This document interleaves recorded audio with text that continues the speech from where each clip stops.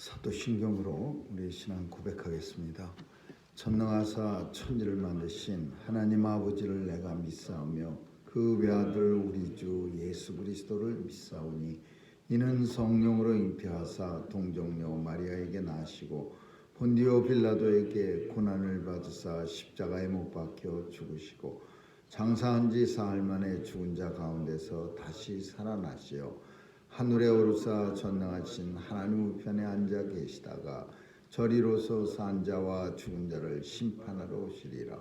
성령을 믿사오며 거룩한 공예와 성도가 서로 교통하는 것과 죄를 사하여 주시는 것과 몸이 다시 사는 것과 영원히 사는 것을 믿사옵나이다. 아멘. 은혜가 풍성하신 하나님, 오늘도 생명 허락하시고 죄전에 나와 이 말씀과 기도로 새날을 시작하게 하시니 감사합니다. 벌써 한 해도 저물어가고 있는 이때에 지난 한 해 동안도 하나님의 자녀답게 살아갔나 우리 자신을 살필 수 있는 그런 귀한 날 되게 해 주옵소서. 오늘도 주님의 뜻을 따라 살아갈 수 있는 믿음의 용기가 있게 도와주시고 하나님의 뜻을 깨달을 수 있는 성령님의 지혜가 있게 하여 주옵소서. 하나님, 주의 백성들 건강하게 지켜주시고 오늘도 사탄의 세계와 또 바이러스의 위협으로부터 보호해 주시고 지켜주셔서 주께서 맡겨주신 이 땅의 사명들 감당하기에 부족함 없도록 도와주시옵소서. 하나님께서 오늘도 우리에게 최고의 선물로 보내주신 아기 예수 이 땅에 오심을 간절히 감사하며 또 기뻐하며 또 예수 그리스도의 보혈의 공로로 감격하며 살아가게 하여 주옵소서. 오늘도 우리의 자녀들 지켜주시고 또 먼 곳에 있는 연로하신 어르신들 박 목사님 네 분에게도 은혜 내려 주옵소서.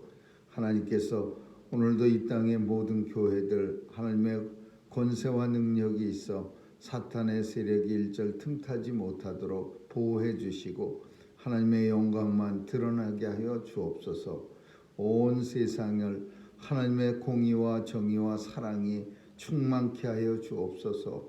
마지막 때를 준비하는 성도로 오늘도 힘있게 살아가게 하여 주실 줄 믿사옵고 예수님 이름으로 기도합니다. 아멘. 우리 찬양 250장 주시겠습니다. 250장입니다.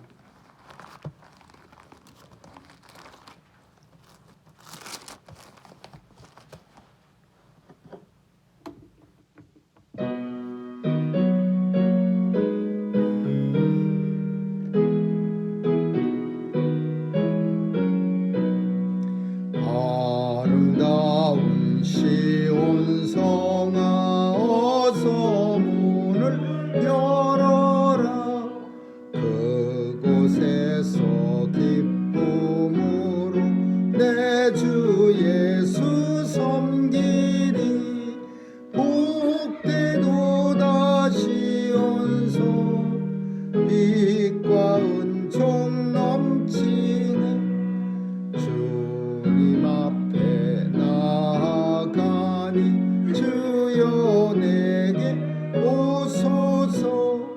그곳에서 주님 만나 하늘나라 이루고 주님 모신 내 마음 성전 되게 하소서. 찬양 소리 울려나고 복된 말씀 부려서 내 맘속에 자라나서 귀한 열매 맺으리. 내가 들은 그 말씀 나의 생명 되도다. 어떤 시험 당하여도 나의 미래 지키고 주의 은사 내 심령을 북돋워 주시며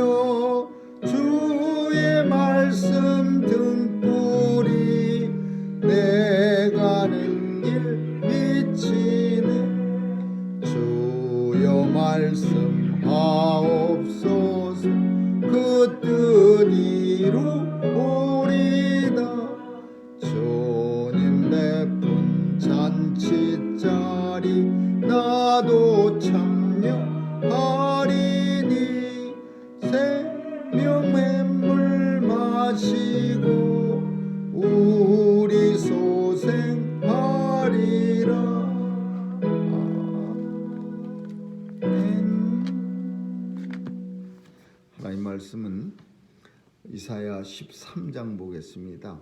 1절에서 16절까지 한 절씩 교대로 읽습니다. 이사야 13장입니다. 아모스의 아들 이사야가 바벨론에 대하여 받은 경고라. 너희는 자사위의 기호를 세우고 소리를 높여 그들을 부르며 손을 흔들어 그들로 존귀한 자의 이름을 부르게 하라. 내가 나의 거룩히 구별한 자에게 명하고 나의 위엄을 기뻐하는 용사들을 불러 나의 노를 풀게 하였느니라. 산에서 우리의 소리가 나며 많은 백성의 소리 같으니 곧 열국 민족이 함께 모여 떠드는 소리라. 만군의 여호와께서 싸움을 위하여 군대를 거절하시리로다. 무리가 먼 나라에서 하늘가에서 왔으며 곧 여호와의 그 진노의 병기라 온 땅을 멸하려 함이로다. 너희는 애통할지어다. 여호와의 날이 가까웠으니 전능대하에서 멸망이 임할 것이니라. 그러므로 모든 손이 피곤하며 각 사람의 마음이 녹을 것이라. 그들이 놀라며 괴로움과 슬픔에 잡혀서 인상을 여자들이 진통하며 서로 보고 놀라며 얼굴은 불꽃 같으리로다. 여호와의 날 곧 잔혹히 분냄과 맹렬히 노하는 날이 임하여 땅을 황무케 하며 그 중에서 죄인을 멸하리니 하늘의 별들과 그 별기가 그 빛을 내지 아니하며 해가 되도 어두우며 달이 그 빛을 비치지 아니할 것이라. 내가 세상의 악과 악인의 죄를 보라며 교만한 자와 오만을 끊으며 강포한 자의 거만을 낮출 것이며 내가 사람의 정금보다 희속케 하며 오일의 순금보다 희귀하게 하리로다. 나 만군의 여호와가 분하여 맹렬히 노하는 날에 하늘을 진동시키며 땅을 흔들어 그 자리에서 떠나게 하리니 그들이 쫓긴 노루나 모으는 자 없는 양같이 각기 동족에게로 돌아가며 본향으로 도망할 것이나 만나는 자는 창에 찔리겠고 잡히는 자는 길에 엎드려지겠고 그들의 어린아이들은 그 목전으로 되어지고 있고 그 집은 유야를 당하겠고 그 안에는 욕을 당하리라. 아멘. 여기까지.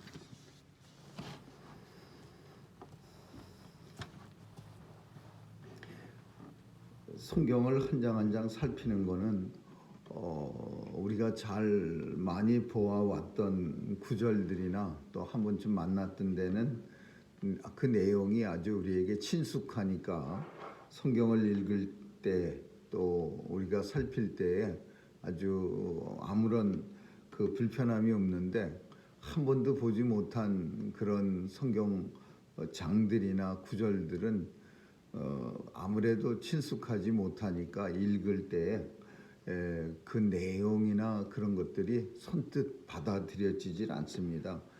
한 장 한 장 살피면서 오늘 이사야 13장의 내용들은 하나님께서 바벨론을 멸망시키겠다고 하는 경고입니다. 이 말씀은 굉장히 중요한 그런 내용인데 왜 중요하냐? 이스라엘 사람들 생각에는 하나님이 자기네 나라만 컨트롤하는, 그러니까 이스라엘의 하나님, 맨날 이스라엘 사람들이 그냥 밥만 먹으면 하는 소리가 이스라엘의 하나님, 그러니까 이스라엘만 역사하시는 하나님, 이스라엘 사람들에게만 관여하시는 하나님. 근데 하나님은 이스라엘에 관여하시는 하나님이 아니라 온 세계를 통치하시는 하나님이시죠. 이스라엘 내에서 북이스라엘이 나쁘니까 북이스라엘을 멸망시키고 남유다는 조금 그래도 쓸만하니까 좀 남겨놓으시고 오래 견디게 하신 그런 하나님이 아니라 그 주변 강대국들을 통치하시는 하나님이죠.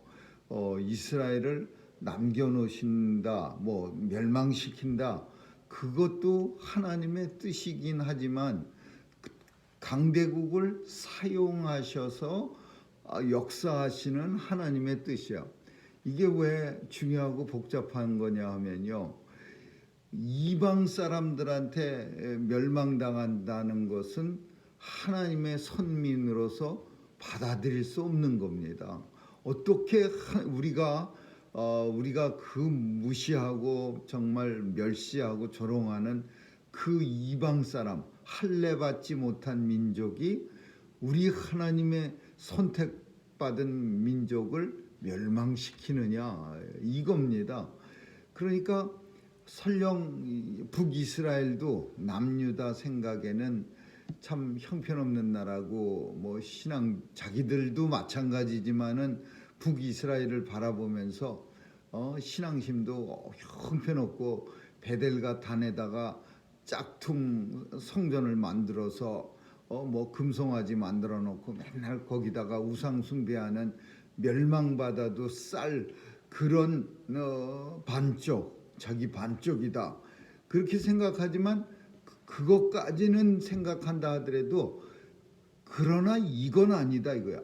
아수르 같은 나라가 이방 민족, 한 번도 할례 받지 못한, 하나님에 대해서 알지도 못하는 사람들한테 아주 그냥 멸망당해 갖고 아주 나라가 박살나는, 이거는 있을 수 없는 일이다 이거예요. 근데 요거까지 하나님에 대해서 너무 이스라엘 사람들이 좁게 생각하는 거예요. 우리만 관여하시는 하나님, 이스라엘만 관여하는 하나님은 온 세상을 통치하시는 하나님이죠. 아수르도 통치하시고 바벨론도 통치하시고 또 바벨론을 멸망시킨 페르시아도 통치하시고, 뭐 페르시아만 통치합니까? 로마 제국도 또 통치하시고. 그러니까 하나님의 역사 속에서 하나님이 하시는 일인데, 이스라엘 사람들은 그 생각이 어떻게 이방 나라 민족들에게 우리 하나님을 잘 섬기는 선민이 이렇게 비참하게 멸망당해야 하는가, 이걸 가지고서 이제 자기가 멸망당한 것만큼이나 신앙적으로 충격을 받는 거예요. 어떻게 이런 일이 있을 수 있느냐. 우리는 적어도 하나님의 선택받은 민족인데, 이 선택받은 민족이 저런 저 하나님도 모르는 민족한테, 할례 받지 못한 사람들한테 침략을 당해서 나라가 멸망을 해, 이거 받아들이지 못하는 거야. 그래서 멸망 자체도 엄청 큰 충격이지만, 그 멸망의 상대자가 할례 받지 못한 나라라는 사실, 주변 나라, 그런 나라한테 멸망당했다는 게 충격이니까, 이거를 그럼 선지자가 어떻게 해야 돼요? 하나님의 뜻을 전파하는 게 그게 뭐냐? 하나님께서는 아수르를, 이스라엘의 교만과 우상 숭배를 잘못했기 때문에 그들을 매를 치시려고, 소돔과 고모라처럼 멸망시키려고 아수르를 사용해서 이스라엘을 멸망시켰다 이거요. 이게 이제 선지자 이사야 선지자를 통해서 이제 말하고 있는 거예요. 아수르는 하나님의 막대기, 진노의 막대기고, 그 막대기를 사용해서 하나님이 이스라엘을 멸망시켜. 그러면 아수르는 하나님의 나라를 멸망시킨 나라인데 괜찮겠습니까? 아수르는 하나님의 나라를 갖다가 멸망시킨 나라이기 때문에 아수르 또한 진노를 받아야 된다. 그래서 우리가 그제인가 아수르의 멸망에 대해서도 또 이사야 선지자는 말하고 있어요. 근데 그 아수르를 멸망시킨 나라가 누구냐면 바벨론이야.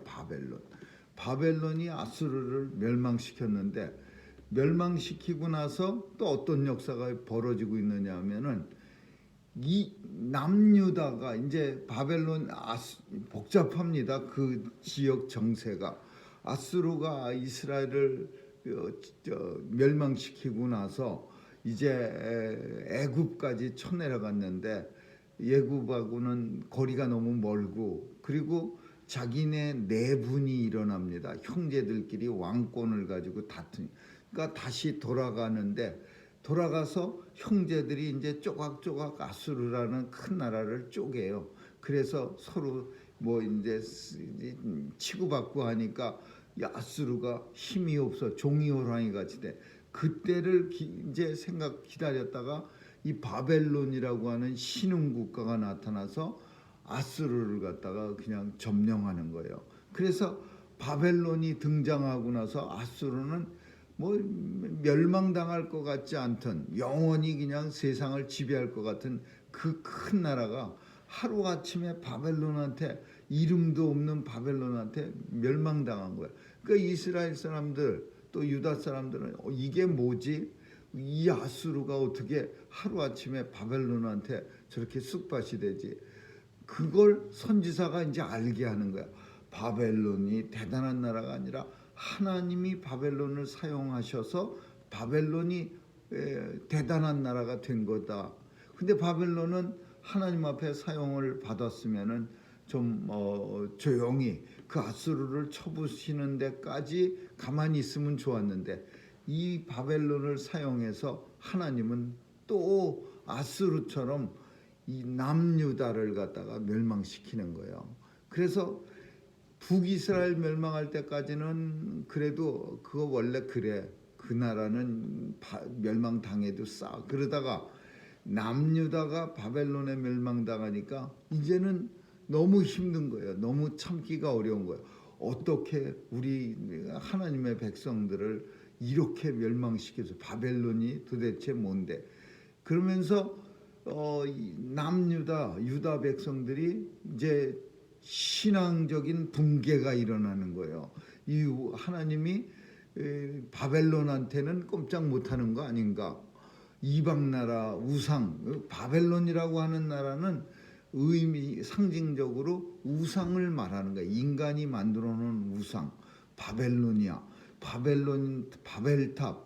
그 바벨은, 그러니까 아수르가 힘이 센 나라다 이렇게 생각하는 게 아니라 아수르를 지키는 신이 우리 하나님보다 강하다 이렇게 생각하는 거야.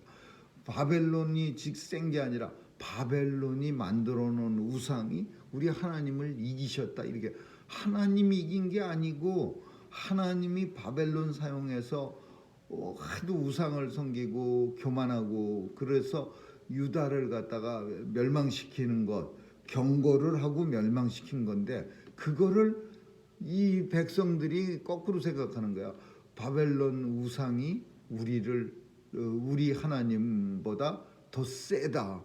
더 세다라는 얘기는 뭐냐면, 그러면 우리도 살려면은 바벨론 우상을 섬겨야 되겠다, 이렇게 되는 거예요.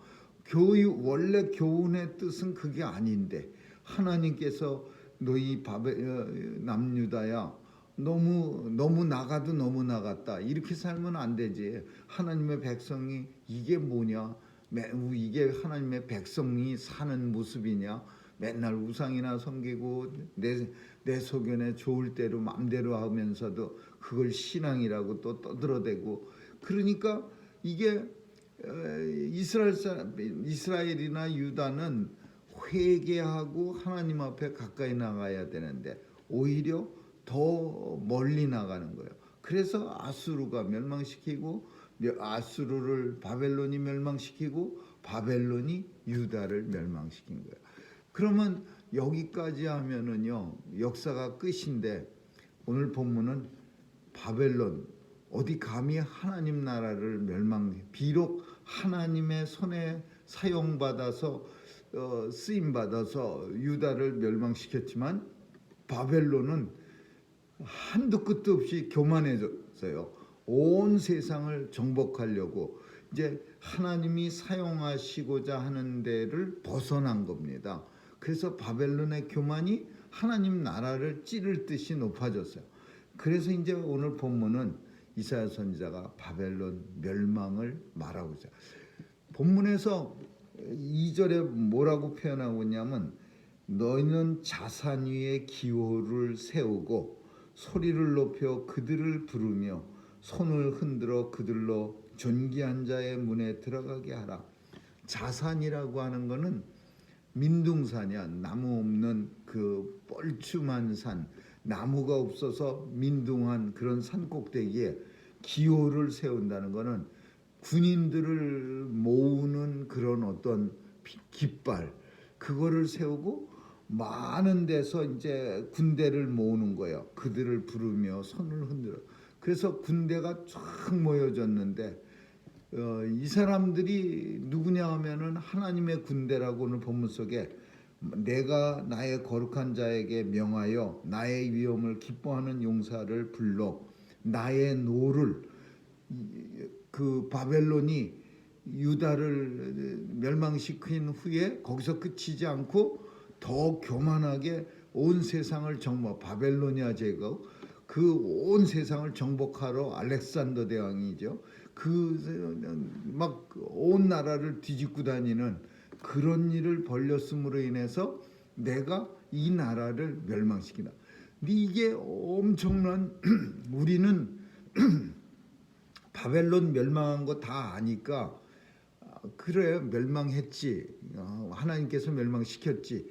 근데 그때는 이게 쓰여진 BC 730년경은 이런 말을 할 수 있는다는 게 이게 어마무시한 얘기죠. 마치 지금으로 얘기하자면 미국이 멸망하고 이제 미국이 무슨 엉뚱한 얘기 같은 너무 지나친 비약이지만 미국이 쿠바한테 멸망당할 거야 이렇게 말하는 거나 그 당시에 이사야 선지자가 바벨론이 멸망해 하나님의 뜻이야 이거는 이렇게 말하는 거나 그 강도가 놀람의 강도가 똑같은 얘기예요.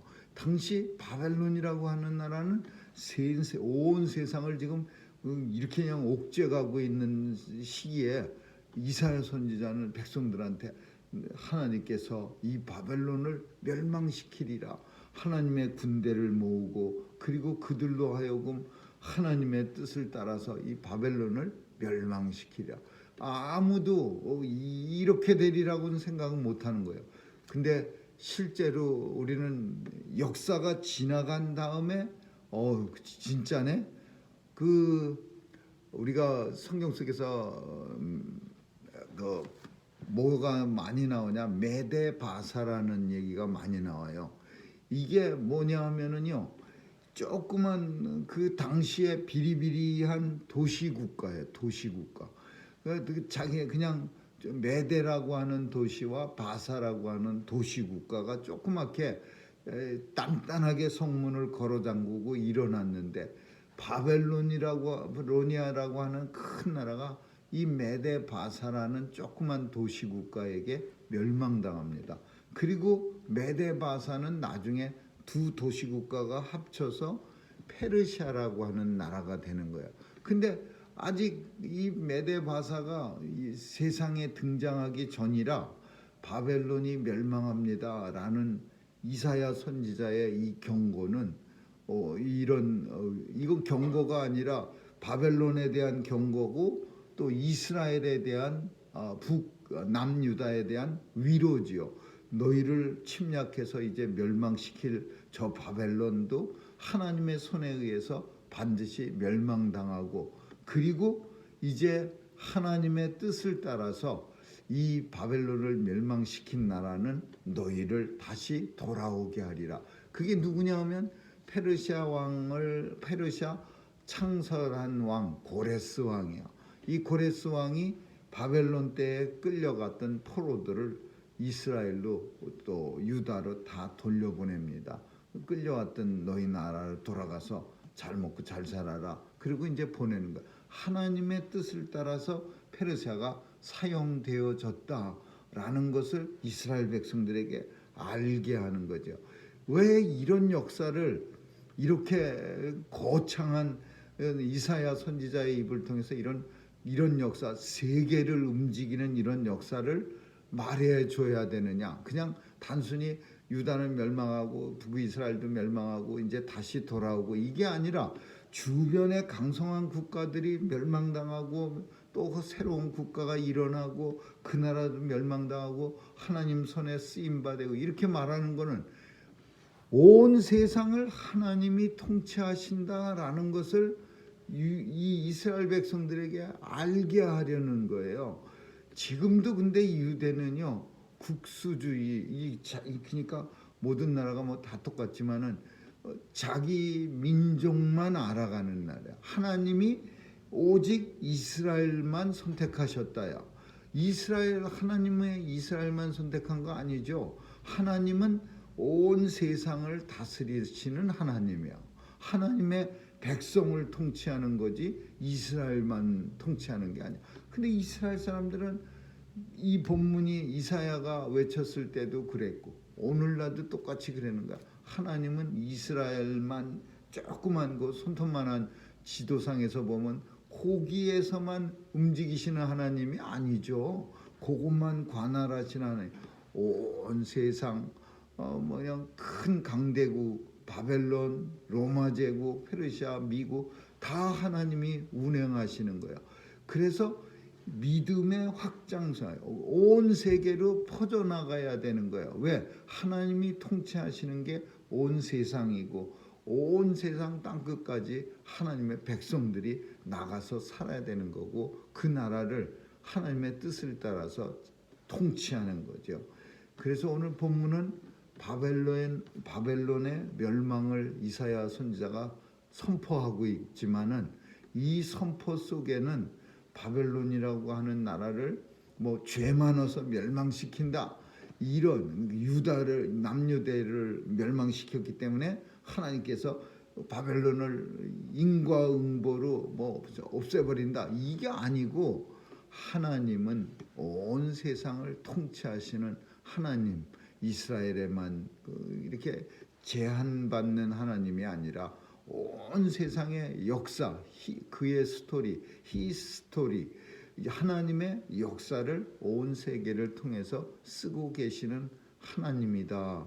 우리는 알죠. 근데 이스라엘 백성들은 몰랐어요.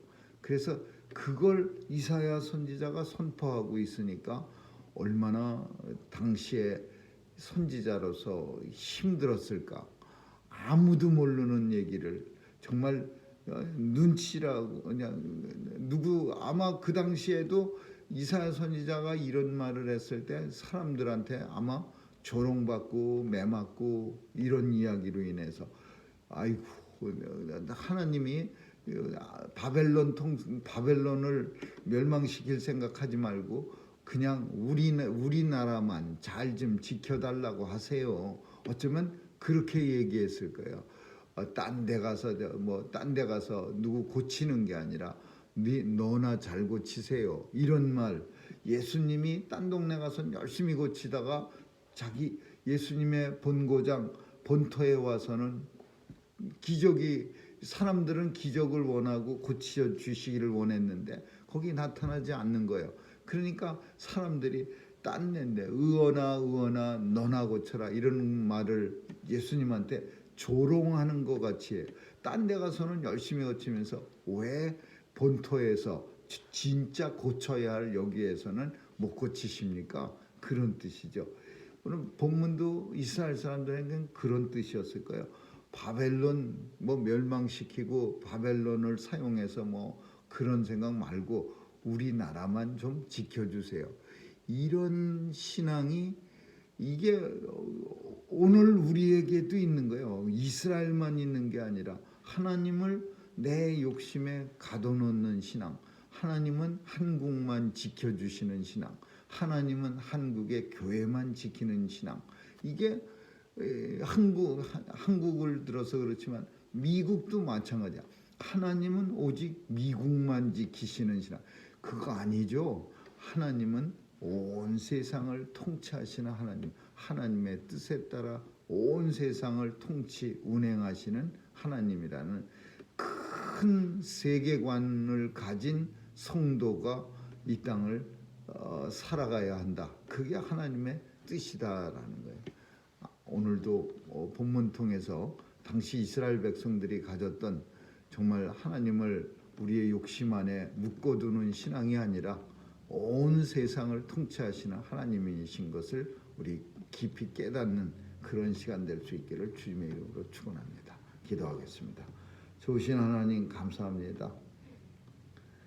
하나님을 우리의 생각 안에 작은 하나님으로 묶어두는 것이 아니라 온 세상을 통치하시고 운행하시는 하나님이라는 사실 우리는 깊이 깨닫고 또 그에 맞는 생각과 그에 맞는 신앙을 가지고 살아갈 수 있도록 도와주시옵소서.